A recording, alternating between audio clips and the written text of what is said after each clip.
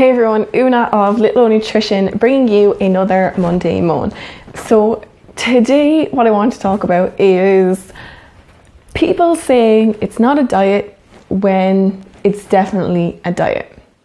So let me kind of make some sense of that. So increasingly we're hearing all this talk that, dieting doesn't work and diets are negative for health and diets don't actually produce successful long-term maintainable weight loss.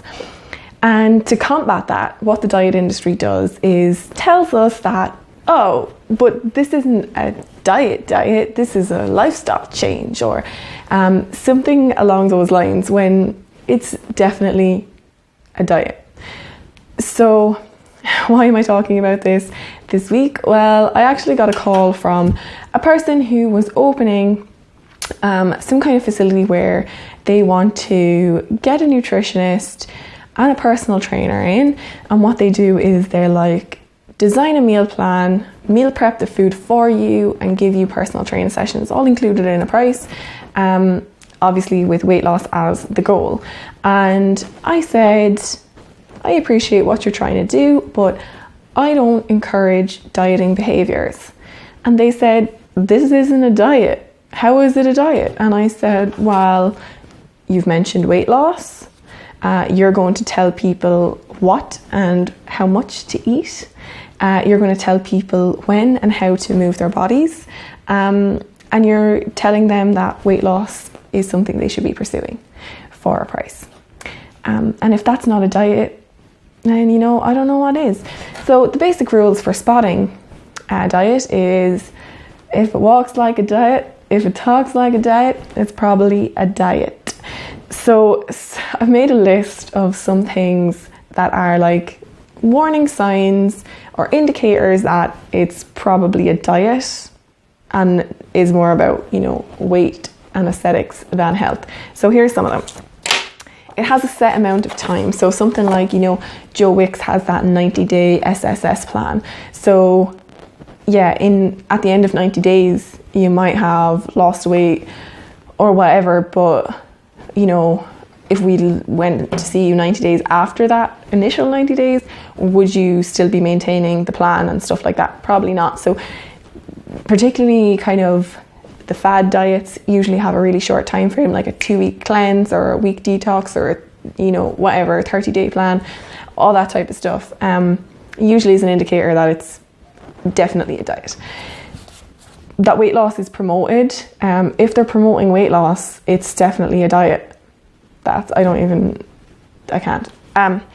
They tell you what to eat or how much to eat. So I'm saying they tell you, but it might be that they're giving you the food or the food is pre-portioned, like I was saying with that meal prep service, or it's something like Slim Fast or whatever. It's a portion amount that you have to take and that's all you've got, which of course is just absolute nonsense, because we know everybody's body is different and everybody's metabolism is different and we all need different amounts of food. So them doing that is just not helpful. They tell you how to exercise, and they tell you when to exercise, or they tell you when to exercise, because again, everybody's life is different, everybody's activity levels are and should be different. And by them kind of making it, you have to do an exercise then and then and then, if you want X and Y results, it just kind of makes exercise this prescriptive affair that is not fun and enjoyable at all. They tell you to take a supplement or a shake, 100% a diet if they do that.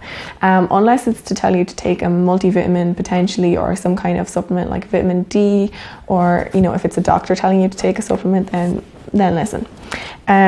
They tell you not to eat certain foods, so they might not necessarily directly say you can't eat a biscuit, but they might say, instead of biscuits, have this, because that's kind of indirectly implying that then you can't have a biscuit, right? And yeah, they tell you how much to eat and when you should eat. So they might say you can have 3 meals a day and 2 snacks, which isn't necessarily what your body's going to want that day. And by saying that, it kind of says when you're going to eat, because you're going to have then some food when you get up, some food on your lunch break at work, and some food when you get home from work. and those allowed snacks in between. Because, you know, if they're saying you have to have 3 meals a day, then that's the only real way you're going to fit it in, unless you're going to absolutely overeat all your calories at one meal, which is just not good. But if it tells you any of those things, it's a diet. Even if they say it's not a diet, even if you think this isn't a diet, it's a diet. If they are doing any of those things or any combination of those things, some diet plans and diet companies are telling you to do all those things, it's a diet. It's a diet. Sorry. But yeah, just be aware that they're getting, and I mean the diet industry are cottoning on to the fact that people are now aware that diets are not sustainable or maintainable. And so they're using these words like lifestyle changes to kind of perpetuate this belief that, of course, you can maintain this weight loss. And just on top of that message, just remember that the people who are selling diet plans, who, you know, part of the advertisement for the diet is them, and it's their body. Because they're telling you, you can look like me if you eat like me and exercise like me, which first of all is obviously false. And second of all, you know, we can never be sure the means by which those individuals maintain their figure. Like a prime example, I think, is Joe Wicks, who obviously promotes his 90-day SSS, and he's also got all his cookbooks and his fitness DVD now. It is in his interests to maintain that six-pack, because his six-pack is literally what sells his books.